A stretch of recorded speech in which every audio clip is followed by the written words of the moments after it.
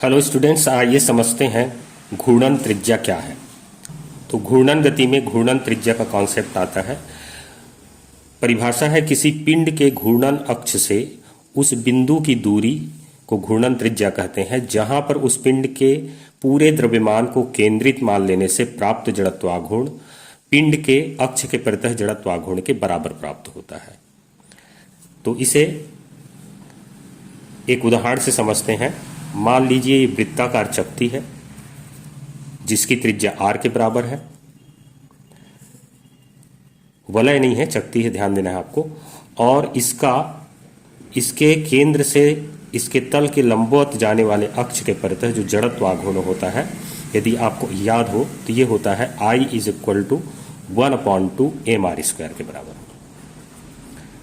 जहां m इस चकती का द्रव्यमान है। तो परिभाषा के अनुसार अब जैसे घूर्णन त्रिज्या हमें निकालना है तो हमें अक्ष से एक निश्चित दूरी पर एक बिंदु लेना है। मान लीजिए ये वो बिंदु है। यहाँ पर यदि पूरे इसके द्रव्यमान को हम केंद्रित मान लेते हैं, m द्रव्यमान को, और ये दूरी मान लेते हैं k के बराबर है, तब जो जड़त्वाघूर्ण मिलेगा, जड़त्वाघूर्ण के सूत्र से द्रव्यमान गुणित अक्ष से दूरी का वर्ग m² के बराबर होगा।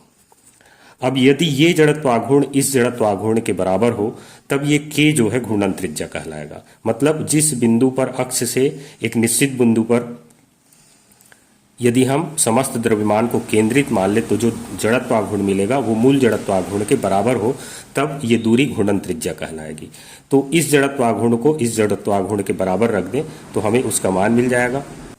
m² को हम रख देंगे पिंड के अक्ष के परितः जड़त्वाघूर्ण के बराबर 1/2 mr² के बराबर।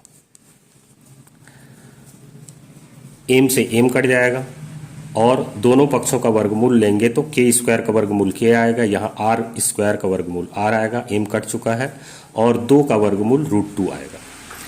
मतलब k = r/√2 ये घूर्णन त्रिज्या होगा। यहाँ पर यदि हम पिंड के इस चकती के समस्त द्रव्यमान को केंद्रित माने तो जो जड़त्वाघूर्ण मिलेगा वो इस जड़त्वाघूर्ण के बराबर होगा। k = यहाँ r/√2 रखेंगे और स्क्वायर करेंगे तो यही मिलेगा 1/2 mr² के बराबर। तो आशा है आपको समझ में आ गया होगा कि घूर्णन त्रिज्या किसे कहते हैं। यदि वीडियो पसंद आया हो तो लाइक करके मेरे चैनल को सब्सक्राइब करें। धन्यवाद।